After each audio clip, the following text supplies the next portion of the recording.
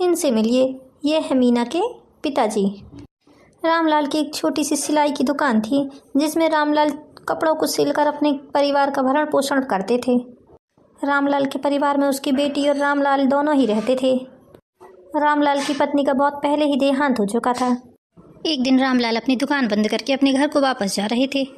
तभी रामलाल को ठोकर लगी और रामलाल गिर पड़े और गिरने के कारण रामलाल का पैर टूट गया। किसी तरह से लोगों की सहायता लेकर रामलाल जैसे तैसे अपने घर को पहुंचते हैं और घर पहुंचते ही अपनी बेटी को आवाज़ लगाते हैं। मीना बेटा, ओ मीना बेटा, जल्दी आओ। अपने पिताजी की आवाज़ सुनकर मीना भागी भागी आती है। जी पिताजी, क्या हुआ? आपने मुझे आवाज लगाया? पिताजी, ये आपको क्या हो गया है? अरे बेटी कुछ नहीं, मैं रास्ते से आ रहा था तभी मुझे ठोकर लगी और मेरा पैर टूट गया। ओह पिताजी, चलिए मैं आपको डॉक्टर के पास लेके चलती हूँ। नहीं बेटा, मैं डॉक्टर को दिखाते हुए आया हूँ। चलिए पिताजी अंदर, मैं आपको खाना दे देती हूँ, फिर आप दवाई गोली खाकर आराम कर लीजिए।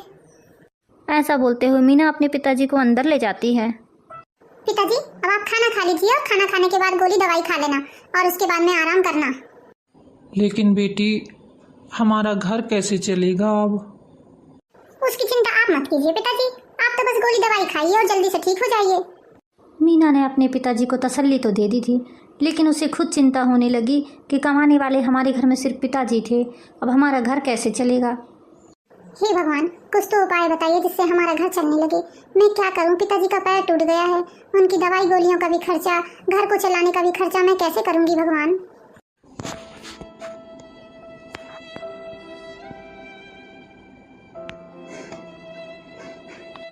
तभी मीना को अपने गांव के सरपंच काका दीनदयाल का ख्याल आता है। कुछ दिनों पहले मीना ने दीनदयाल को किसी से कहते सुना था कि उसे एक काम वाले की ज़रूरत है अपने घर पर। हाँ दीनदयाल काका, मैं दीनदयाल काका के घर जाती हूँ। हो सकता है मुझे वो अपने घर पर काम में रख लें और उनके घर पे काम करने से मुझे थोड़ी बहुत जो तनख्वाह मिलेगी उससे मैं अपने पिताजी का इलाज भी करवा लूंगी और अपना घर भी चला लूंगी। हाँ मैं चलती हूँ दीनदयाल काका के घर।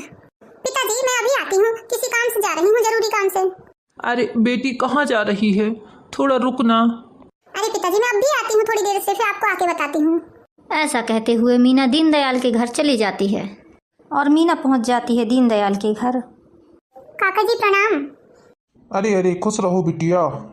कहो बिटिया, कैसे आना हुआ? काका जी, कुछ दिनों पहले मैंने किसी से आपको कहते हुए सुना था कि आपको एक काम वाले की जरूरत है अपने घर पर। हाँ बिटिया, कहा तो था लेकिन मुझे कोई मिला नहीं काम के लिए। काका जी, तो वो काम आप मुझे दे दीजिए, मुझे पैसों की सख्त जरूरत है। मेरे पिताजी का पैर टूट गया है और हमारा घर चलाने वाले सिर्फ पिताजी ही हैं। अगर आपको कोई ऐतराज ना हो काका जी। इतना सुनते ही दीनदयाल ने मीना को अपने घर पर काम पर रख लिया और मीना भी खुशी हो गई। मीना ने सोचा चलो इस काम से मुझे जो भी तनख्वाह मिलेगी उससे मेरी सारी समस्याएं हल हो जाएंगी।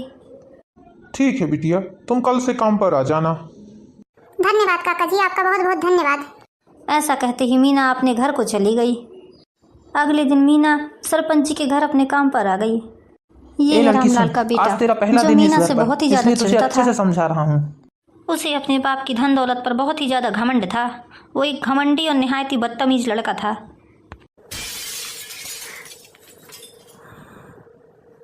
ए लड़की सुन, आज तेरा इस घर में पहला दिन है, इसलिए तुझे मैं अच्छे से समझा रहा हूँ। मेरी बात को अच्छे से समझ जाना तू। हाँ भैया जी, क्या बात है, बोलिए ना। आज मेरे दोस्त आ रहे हैं घर पर, तो तुझे अच्छा सा कुछ डिनर बनाना है। और सुन, खाना टेस्टी बनाना, वरना तेरी सैलरी में से पैसे काट लूंगा। ठीक है भैया जी। ऐसा कहते हुए मीना किचन की तरफ अपने काम के लिए चली जाती है। चलो अब सारा खाना बन ही गया है। राहुल भैया के दोस्त लोग आते ही होंगे, डाइनिंग टेबल में सारा खाना सजा देती हूँ। यहाँ पर राहुल के दोस्त बड़े ही मजे से खाना खाते हैं। अरे भाई, तुम लोगों को खाना कैसा लगा? अरे राहुल, खाना तो बहुत ही स्वादिष्ट था। हाँ हाँ, बहुत ही मजा आया खाना खा के, पेट भर गया। खाना खाने के बाद राहुल मीना को आवाज लगाता है। मीना, अरे ओ मीना। जी राहुल भैया, क्या बोल रहे हैं? हमारा खाना हो गया है, ये सारा खाना ले जाके कुत्तों को डाल दे। भैया यदि आप बुरा ना माने तो एक बात बोलूं? हाँ बोल, क्या बोल रही है? भैया ये खाना मैं ले जा लूं क्या?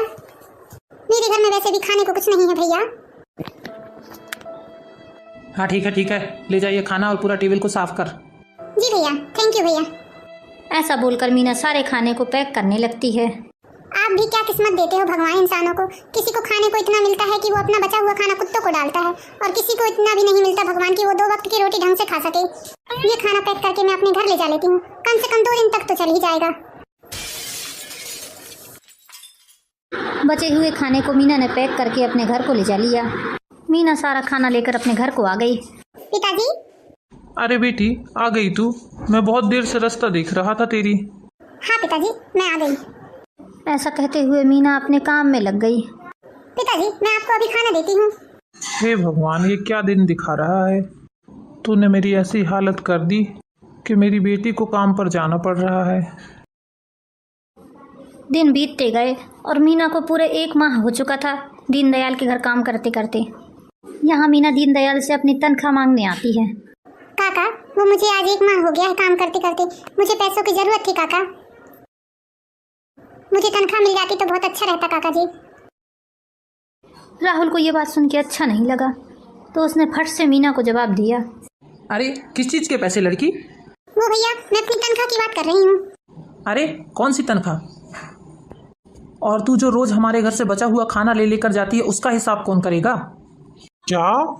हाँ पिताजी, ये लड़की रोज हमारे घर से बचा हुआ खाना ले लेकर जाती है। अच्छा।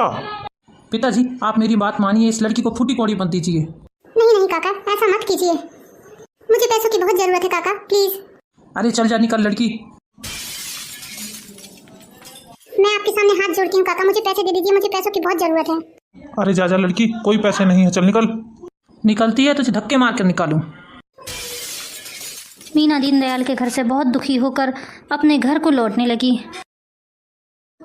मीना दीनदयाल के घर से लौटते हुए रास्ते पर एक पेड़ के नीचे बैठ गई और बहुत रोने लगी। हे भगवान, अब मैं क्या करूं? मुझे कोई रास्ता दिखाओ भगवान।